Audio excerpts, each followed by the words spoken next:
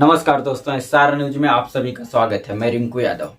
दोस्तों, बिहार में जो इंडिया गठबंधन के बैनर तले वोटर अधिकार यात्रा जो चल रही है, जिसका नेतृत्व तेजस्वी प्रसाद यादव, राहुल गांधी और मुकेश सहनी कर रहे हैं और उनके साथ और भी छोटे दल के नेता शामिल हैं, उसकी गूंज अब धीरे धीरे पूरे देश में सुनाई देने लगी है। और हालात अब ये हो चुका है कि एनडीए के सहयोगी दल उत्तर प्रदेश से लेकर के बिहार तक, और ना सिर्फ बिहार तक ही बल्कि महाराष्ट्र तक, अब एनडीए जो सहयोगी दल हैं वो भाजपा को छोड़ करके या तो जाने के मूड में है या तो उनको ब्लैकमेल कर रहे हैं।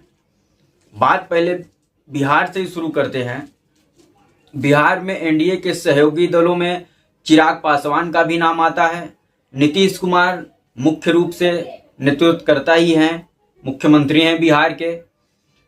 ये लोग कहीं ना कहीं भाजपा को अब ब्लैकमेल करना शुरू कर दिए हैं। और सबसे बड़ी कारण ये है कि राहुल गांधी ने जो बम फोड़ा है कि ये एनडीए, ये भाजपा जो केंद्र में सरकार बना रही है, बार बार राज्यों में सरकार बना रही है, वो कहीं ना कहीं वोटर लिस्ट में धांधली करके ये सब चीजें कर रही है। और उसका बकायदा प्रूफ भी राहुल गांधी ने दिया था। और ना सिर्फ राहुल गांधी बल्कि उत्तर प्रदेश के पूर्व मुख्यमंत्री और समाजवादी पार्टी के राष्ट्रीय अध्यक्ष अखिलेश यादव ने भी चुनाव आयोग के उस जवाब पर कि हमें कोई हलफनामा, कोई एफिडेविट नहीं मिला है, उसके जवाब में लोकसभा में चुनाव आयोग द्वारा वो लिस्ट पत्रकारों को बांटी गई, जहां पर 18,000 एफिडेविट समाजवादी पार्टी के द्वारा चुनाव आयोग में जमा करवाया गया था 2022 के विधानसभा चुनाव के बाद। जहां पर समाजवादी पार्टी ने यह आरोप लगाया था कि समाजवादी पार्टी के वोटरों का वोटर लिस्ट से नाम काटा गया है जानबूझकर, खास करके यादव और मुसलमानों का, क्योंकि भारतीय जनता पार्टी को इतना पता है कि यादव और मुसलमान 90 से 95% ये वोट जो है कि समाजवादी पार्टी को ही करेंगे। तो इसीलिए यादवों का और मुसलमानों का वोट 2022 के विधानसभा चुनाव में काटा गया था। और 18,000 एफिडेविट प्रूफ के साथ चुनाव आयोग में अखिलेश यादव और उनकी पार्टी ने जमा कराया था। प्रेस कॉन्फ्रेंस करके जो चुनाव आयोग है वो बोलता है कि हमें कोई एफिडेविट नहीं मिली है। उसके जवाब में फिर अखिलेश यादव लोकसभा में चुनाव आयोग द्वारा जो पावती मिली थी 18,000 एफिडेविट जमा कराने के एवज में, उसको पत्रकारों को बांट करके ये साबित कर दिया कि चुनाव आयोग झूठ बोल रहा है।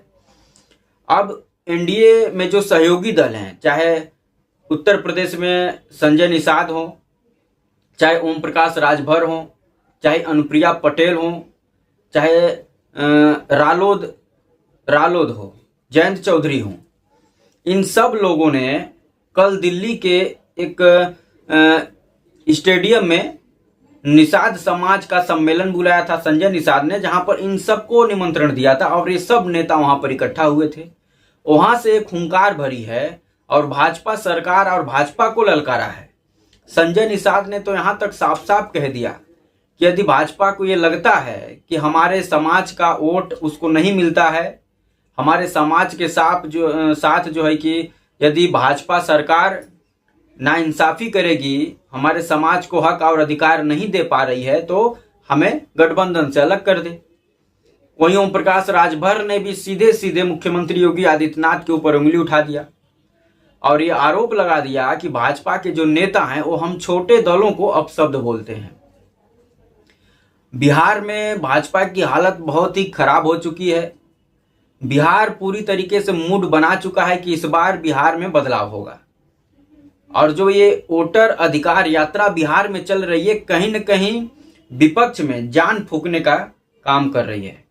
आज तमिलनाडु के मुख्यमंत्री एमके स्टालिन भी बिहार के धरती पर पहुंचे थे और वहां से वो भाजपा के ऊपर सीधे सीधे निशाना साधा और उन्होंने बोला कि जो वोटर लिस्ट से बिहारियों का वोट का अधिकार जो छीना जा रहा है, नाम को हटाया जा रहा है वोटर लिस्ट से, ये कहीं न कहीं आतंकवाद से कम नहीं है। क्योंकि जो जहां पर जन्म लिया उसका वहीं पर अगर यदि वोटर लिस्ट में नाम नहीं होगा तो फिर उसकी सीधे सीधी नागरिकता छीनी जा रही है। आज वोटर लिस्ट से आपका नाम काटा जाएगा, कल राशन कार्ड से आपका नाम काटा जाएगा, परसों आपको बोल दिया जाएगा कि आप भारतीय हैं ही नहीं। तो कहीं न कहीं ये भारतीय जनता पार्टी का ये निम्न स्तर का काम है सरकार बनाने के लिए अपने ही नागरिकों का जो है कि दोहन करना।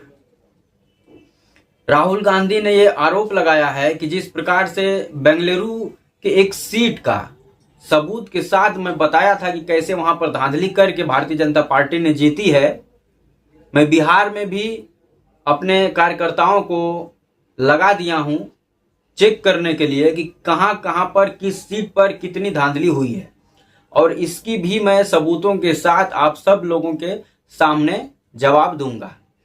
भारतीय जनता पार्टी का 2014 से जिस प्रकार से ग्राफ बढ़ा है, 3-3 बार केंद्र में सरकार बनाना, भारत के हर राज्य में लगभग भारतीय जनता पार्टी का सरकार बन जाना, पश्चिम बंगाल को छोड़ करके दिल्ली में तो अभी इस बार जीते हैं। तो कहीं न कहीं ये दर्शाता है कि जो विपक्ष बार बार भारतीय जनता पार्टी पर यह आरोप लगाता है कि ईवीएम में छेड़खानी करके भारतीय जनता पार्टी जीतती है, वोट में धांधली करती है। राहुल गांधी ने यह आरोप लगाया कि महाराष्ट्र में धांधली करके जीती गई, उसके बाद हरियाणा में धांधली हुआ, वहां पर भारतीय जनता पार्टी जीतती है, और अब ये लोग वही काम बिहार में करना चाहते हैं। लेकिन बिहार इस बार सजग हो चुका है, इंडिया गठबंधन के जो तमाम नेता हैं वो सजग हो चुके हैं। और इस वोटर अधिकार यात्रा में 30 तारीख को अखिलेश यादव भी जुड़ रहे हैं, उसके बाद ममता बनर्जी भी जाएंगी, हेमंत सोरेन भी जाने वाले हैं।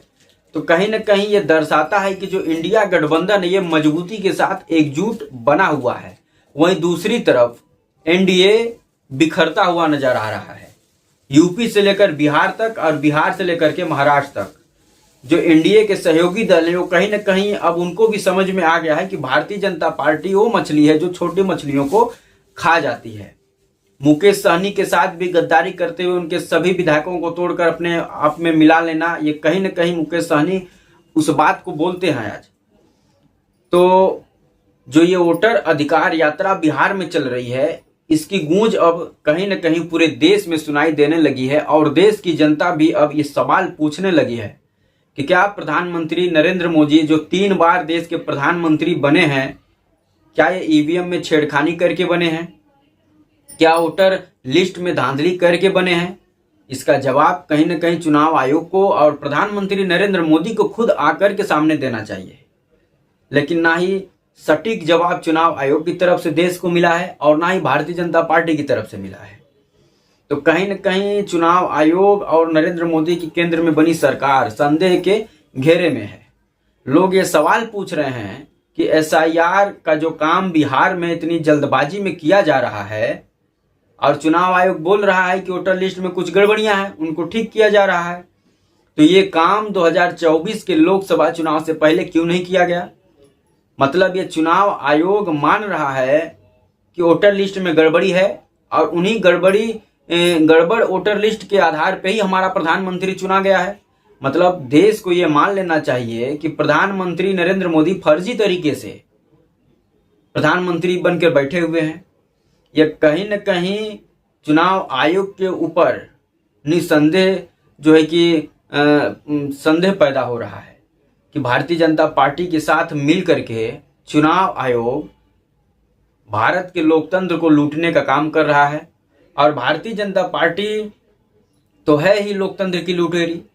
बाबा साहेब भीमराव अंबेडकर के संविधान को ये लोग नहीं मानते हैं, और इनका जो एक संस्था है आरएसएस, लगभग 50 सालों तक अपने हेडक्वार्टर पे भारतीय तिरंगा को फहराए नहीं, ये लोग लगाए नहीं। तो इन लोगों के ऊपर विश्वास कैसे देश करेगा? तो दोस्तों, आप सबकी क्या राय है? क्या जो एसआईआर बिहार में हो रहा है ये चुनाव आयोग भारतीय जनता पार्टी को फायदा पहुंचाने के लिए कर रहा है? क्या 2024 से पहले एसआईआर को नहीं करना चाहिए था पूरे देश में? क्या वोटर लिस्ट में गड़बड़ी करके 2024 का चुनाव भारतीय जनता पार्टी जीती है? क्या राहुल गांधी का वो आरोप सही है जहां पर वो बोलते हैं कि महाराष्ट्र में वोटर लिस्ट में गड़बड़ी करके सरकार बनाई है भाजपा ने, हरियाणा में भी वही काम किया है और अब बिहार में भी वही काम करने जा रही है? तो ये जो आरोप है राहुल गांधी का, जो सीधे सीधे चुनाव आयोग और केंद्र सरकार नरेंद्र मोदी को कटघरे में खड़ा करता है, और जिस प्रकार से अब उसके सहयोगी दल भारतीय जनता पार्टी को छोड़कर अब समझो जाने के मूड में है, वो खुद अब आपस में ही लड़ने लगे हैं। तो ये सब चीजें कहीं ना कहीं शंका पैदा कर रही हैं देश के अंदर कि राहुल गांधी का जो आरोप है वो कहीं ना कहीं ठीक है। और उन्होंने तो चुनाव आयोग को चुनौती भी दी कि जो सीसीटीवी फुटेज है हमको दे दिया जाए, हम वहां से जो और भी सबूत है हम निकाल करके आपके सामने रखेंगे, लेकिन चुनाव आयोग देने के लिए तैयार नहीं है। तो आप सबकी क्या राय है इस पर कमेंट कर जरूर बताएं, और वीडियो अच्छा लगे तो लाइक कर दें, चैनल पर अगर नए हैं तो सब्सक्राइब कर दें और शेयर करना ना भूलें। जय हिंद, वंदे मातरम।